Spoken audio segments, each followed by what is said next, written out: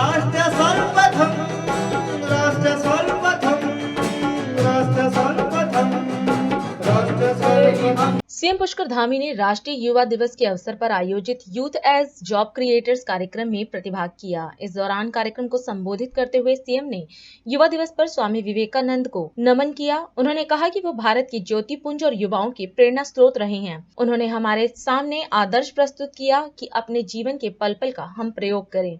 इसके साथ ही सीएम ने यह भी कहा कि हमारी संस्कृति कहती है कि पूरा संसार हमारा परिवार है। स्वामी विवेकानंद की शिक्षाओं को मूल मंत्र मानकर युवा आज राष्ट्र निर्माण में अपना योगदान दे रहे हैं। हमारे युवाओं का समर्पण संपूर्ण राष्ट्र को ऊर्जा देने का काम करता है। ऊर्जा के लिए उत्साह और उमंग दोनों जरूरी हैं। राष्ट्रीय युवा दिवस के आज बहुत ही शुभ अवसर पर बहुत बधाई देता हूँ, बहुत शुभकामनाएं देता हूँ कि युवा दिवस हम सबको ये स्मरण दिलाता है कि स्वामी विवेकानंद जी ने बहुत कम आयु में पूरे विश्व के अंदर धर्म की ध्वजा को फहराने का काम किया था, पूरे विश्व के अंदर धर्म को ले जाने का काम किया था। और आप सबको पता होगा कि जब उन्होंने शिकागो के सम्मेलन में अपना भाषण प्रारंभ किया था तो लोग वहां ये सोच रहे थे कि स्वामी विवेकानंद जी क्या बोलेंगे, किस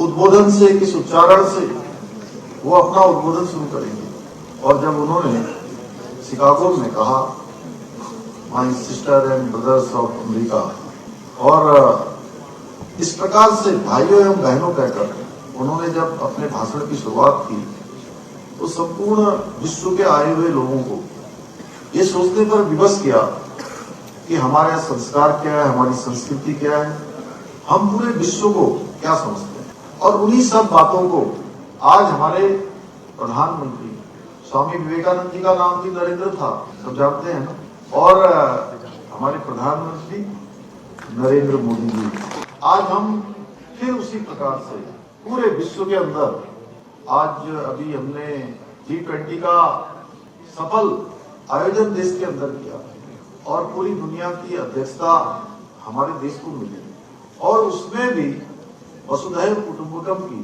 जो भावना थी वो पूरे विश्व ने देखी। पूरा विश्व हमारे संस्कारों से, हमारी संस्कृति से परिचित हुआ कि हम केवल अपने बारे में नहीं सोचते हैं, हम समूचे विश्व के बारे में सोचते हैं। हमारा संस्कार है, हमारी संस्कृति है। हम कहते हैं अयम निजम परोवेति गणमा लघु चेतसाम उदार चरित्राणाम वसुधैव कुटुंबकम। मैं आप सबको विश्वास दिलाता हूं कि हम आपके साथ किसी स्तर पर भी कोई अन्याय नहीं होने देंगे। हमारी नीति है सबका सशक्तिकरण होना चाहिए, किसी का तुष्टीकरण नहीं होना चाहिए, सबके साथ न्याय होना चाहिए। हमारी सरकार ने इसी को ध्यान में रखते हुए जो भर्तियों के घोटाले के दोषी थे उन सभी के खिलाफ सख्त कार्रवाई की है। तो बहुत सारे हमारे नौजवान युवाओं को आज मौका मिल रहा है, उनका हौसला बढ़ा है, उनका मनोबल बढ़ा है कि आप परीक्षा देंगे, अब हम मेहनत करेंगे, प्रतिभा और क्षमता होगी तो कोई आपको रोक नहीं सकता। हमने इस प्रकार की व्यवस्था कर दी। आज लोक सेवा आयोग भी पूरी पारदर्शिता के साथ सारी भर्तियों को संपन्न करवा रहा है। लगातार जो भर्तियों के कैलेंडर थे जो जारी हुए थे उन कैलेंडर के अनुरूप लगातार काम हो रहा है। हम युवाओं को रोजगार के साथ साथ स्वरोजगार के भी अधिक से अधिक अवसर उपलब्ध कराना चाहते हैं।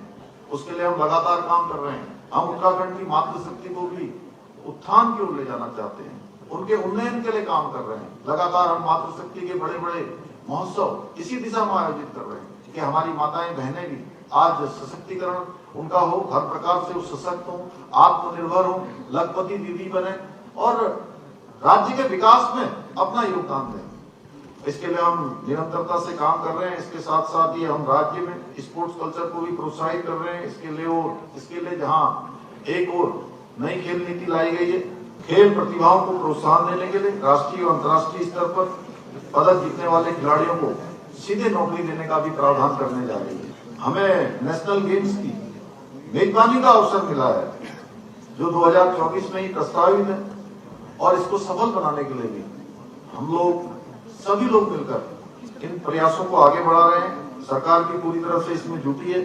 मुझे पूरा विश्वास है कि उत्तराखंड के युवा खिलाड़ी नेशनल गेम्स में भी प्रदेश का नाम रोशन करेंगे और जो भी हमारा कर्तव्य है, जो भी हमारी ड्यूटी है, जो भी हमारा दायित्व है, वो हम ईमानदारी के साथ, परिश्रम के साथ, पूर्ण समर्पण के साथ करेंगे। और एक बात और मैं कहना चाहता हूं कि अब आप सब लोग उम्र के इस पड़ाव में पहुंच गए हैं कि अब आपको अपने जीवन की दिशा को तय करना है। हर पहलू का हमें ठीक से अध्ययन करना है, उसके अनुरूप आगे बढ़ना है। अपने गुरुजनों का, अपने माता पिता का, हमारे जो भी अभिभावक हैं, संरक्षक हैं, उन सभी का श्रद्धा भाव से उनके आदेशों पर आगे चलते हुए अपने जीवन को सफल और सार्थक बनाना है।